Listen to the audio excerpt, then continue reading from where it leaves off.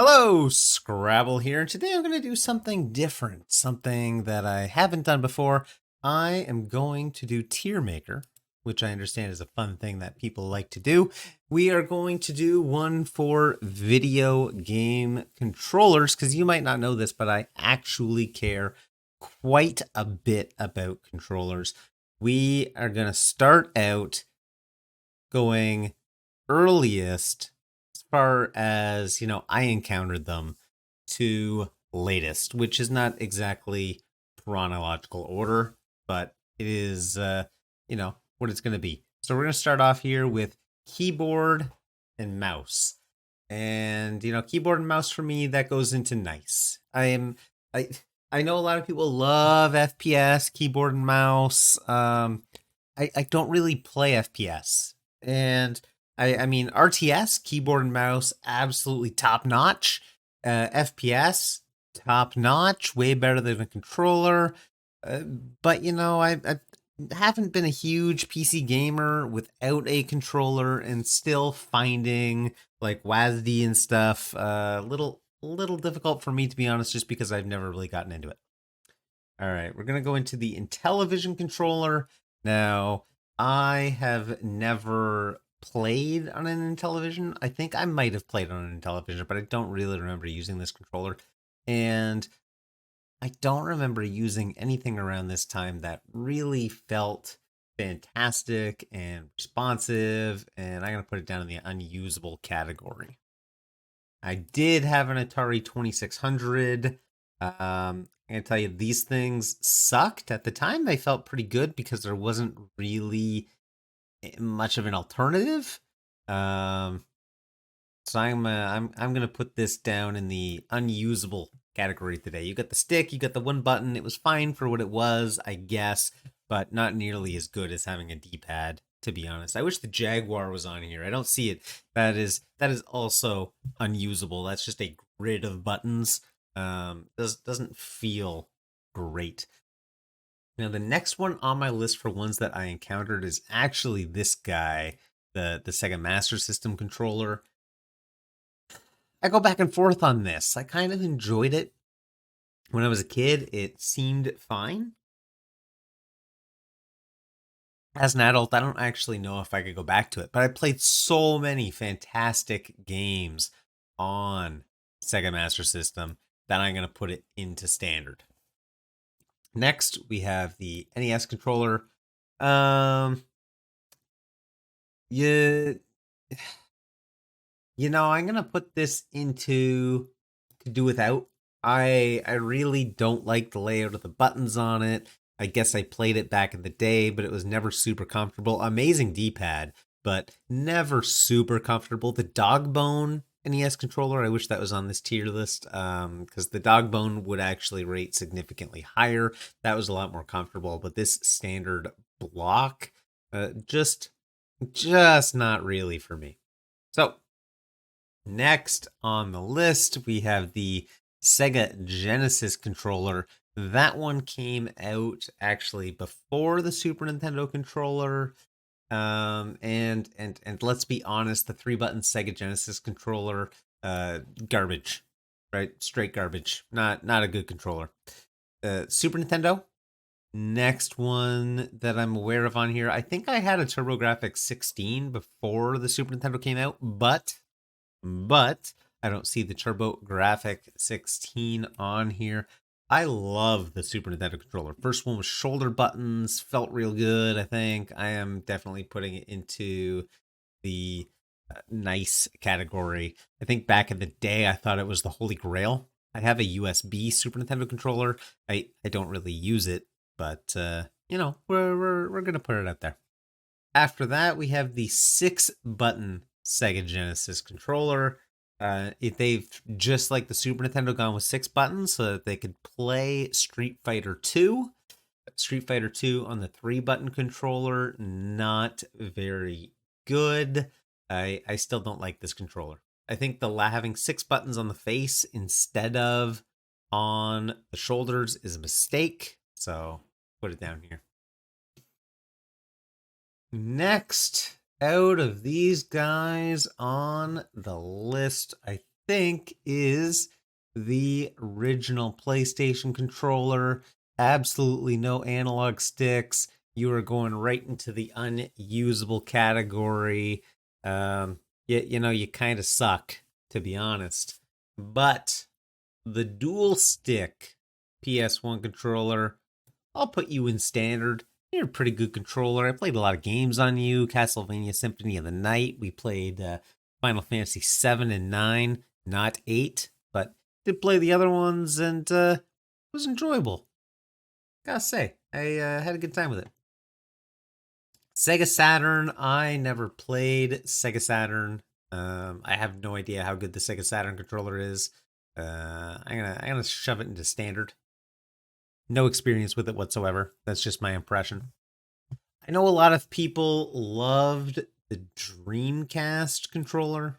They thought this was actually really good. Never played it, but just looking at it, it does not look comfortable. I'm gonna put it down in the unusable category. Although again, I know a lot of people love this controller. For me, just looking at it, it's not a good one. Not a good one. Virtual Boy. I did spend a good amount of time playing Virtual Boy. I thought it was pretty good for what it was. But in the grand scheme of things, I think the Virtual Boy itself was unusable, and therefore I'm going to put the controller at unusable. It's kind of interesting, even though that controller didn't have accelerometers, or at least like independent accelerometers. I don't think it had any, but just to be clear, it did not have independent accelerometers. It's very similar to what is currently being offered by like VR systems. Like I have a Quest 2, and it's very similar without the accelerometers being in place. All right, next one on the list, I think, will be the Nintendo 64. I'm pretty sure I played that next to these guys. Actually, I'm positive I played that next to these guys. This is maybe worse than the Virtual Boy controller. I don't know. I gotta put it in the could do without. I think it might be better. Primarily, it had these 3 prongs on it, and I never played any games that required me to use the left prong. It was always the middle prong and the right prong. The first real trigger button for me in using a controller also had that C stick instead of C buttons instead of a C stick. Really could have gone better there. So I could do without it. I know they just came out with them for the Switch. I'm not buying them, although I probably would enjoy N64 games better with an N64 controller. That's just kind of how it goes. But that's what I'm sticking with, man. All right, next on this list for me would have to be the GameCube controller. I am pretty positive that's what I picked up next. I gotta tell you, I love the GameCube controller. You know, at the time, people were like, look at that giant button when it first came out, the giant green button. We're just going to call that the win button. Melee has shown that the GameCube controller has stood the test of time. Just really, really comfortable all the way around. It's got the, whatever they call them. What is it? Split sticks? Is that what we call them when the sticks aren't lined up? Did that really well. Unlike I found PlayStation and I think like I don't remember if the first version of the Xbox controller had split sticks or not. But the non-paralleled sticks were definitely just the way to go. So much more comfortable. All right, next is going to be, let's see, I picked up the GameCube, then I picked up the Xbox, I think, the original Xbox. And I didn't use the Duke. I'm gonna say the Duke, very large. My hands aren't the biggest, so I'm gonna say that it's unusable, and that's probably why they came out with the standard right away. Not a fan of the black and white buttons. Oh, it did have split sticks. Okay, not a fan of the black and white buttons on it. Otherwise it was fine. But I could do without it. This is probably the way that I want to see tier maker lists for the most part. I see a lot that are kind of middle heavy. I prefer ones that are bottom heavy. I feel like that's a little more honest. But as we get into modern controllers, this is probably gonna level out a bit. Let's see here. Where is the PS2 controller? Right here. This goes up into nice. You know, if we were a few years back, that would probably be the comfort. Again, not the biggest fan of the sticks being right next to each other. Kind of uncomfortable for my thumbs on the left side, but I'll be honest, the DualShock really kind of set a standard for gaming controllers. So you got to recognize. After that, let's see. I think I don't remember release dates super well. I think for me, the Xbox 360 controller was next, and extremely comfortable controller. Even now, I can pick up the Xbox 360 controller. It just fits perfectly well in my hand. Really enjoyed just absolute top notch controller through and through. I know we got 6-axis on here. I think this is the 6-axis. No, this is the 6-axis. Right? This is the 6-axis. I'm going to keep 6-axis at nice. And put the PS2 controller at nice. So this is the PS3, this is the PS2. I think the PS3 controller also goes up here. It's pretty much the exact same controller, right? Pretty identical. All right. Then we had the Wii, pretty sure. So the Wiimote, I could do without the Wiimote, honestly. It was good for what it was, but do I really want to sit down and play tons of games like this? Probably not, to be honest. And the big thing about there was the motion control, and a lot of games I hated motion control. Not a fan. So that's where it goes. This controller, on the other hand, this controller was standard. Nah, it was nice. I didn't hate it. Nah, standard. It was nice. Didn't hate it. Thought it was okay. This is the Wii Pro Controller. Never used it. I'm gonna stick it in standard. I'm going to assume it was pretty similar to the Wii Retro Controller. All right, what are we gonna touch next? I think we're gonna go with the Wii U.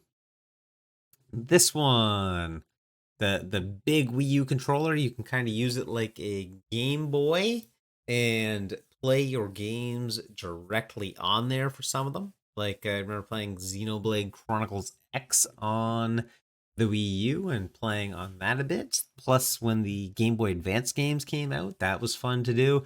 But you couldn't really bring it far away from the Wii U. Not really a travel system. Really too big to be comfortable. I can do without it.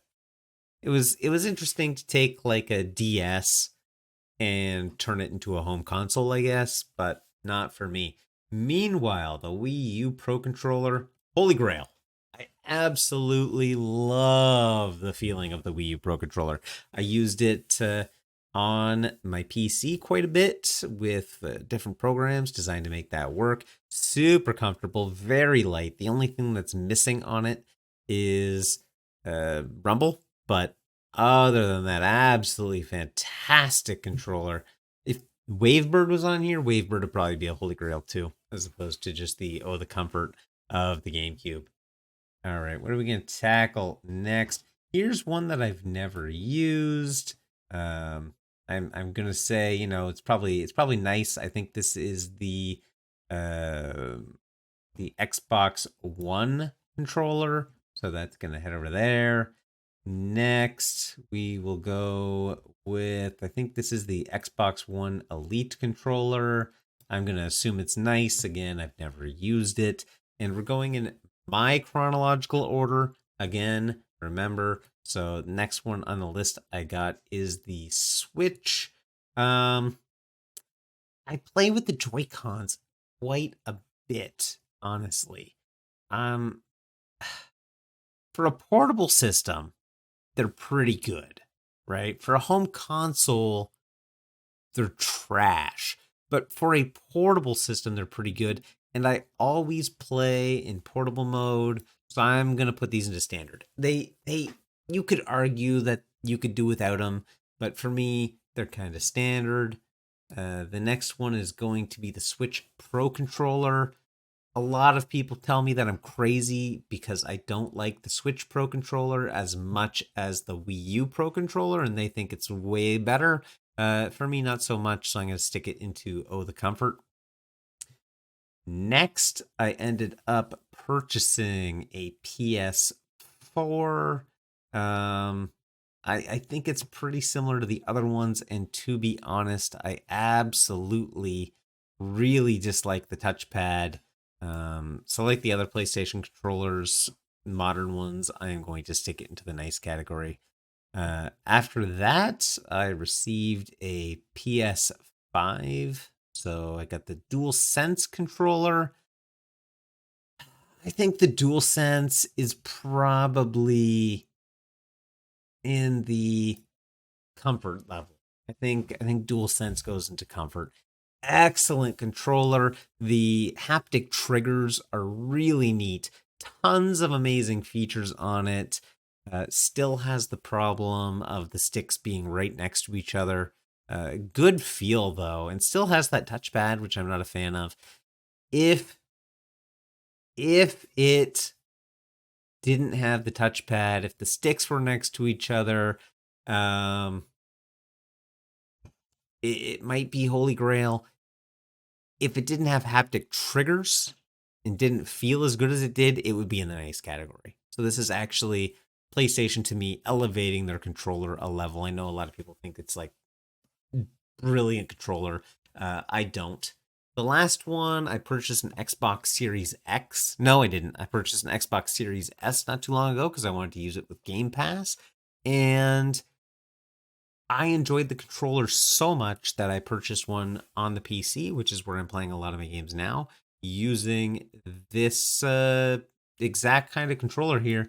I'm going to put this one up into Holy Grail. I think it is a brilliant controller. All right, that's it. Let me know what you think of this tier list down in the comments. What do you disagree with? What do you agree with? I really want to know. If you like the video, feel free to like it. If you want to see more from me, feel free to subscribe. Let me know if you enjoyed Tiermaker content. I'm happy to post more if people are interested in it. I mean, it's pretty easy to produce, so I don't hate it. It's fine. Yep, feel free to share the video. Feel free to leave a comment. I do love talking to people in the comments. Thanks so much for watching. Take care, and I'll see you next time.